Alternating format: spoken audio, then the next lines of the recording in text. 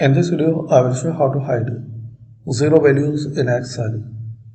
So guys, to make cells blank if the value is zero, so you can try this setting. We can see in this data we have some zero value, and to hide that one,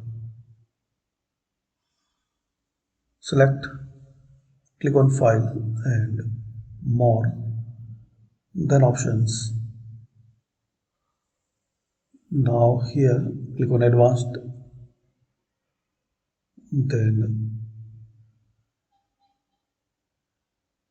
underneath display options for this worksheet, unselect show a zero in cells that have zero value. So unselect this box, then click on OK. So all the cells there we have the zero,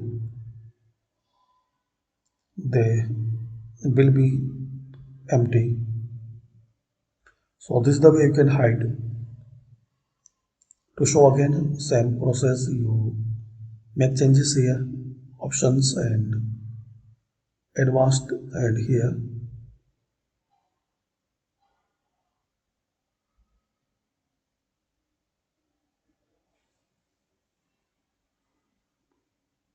check this box, show a zero in cell that have zero value, then click on OK.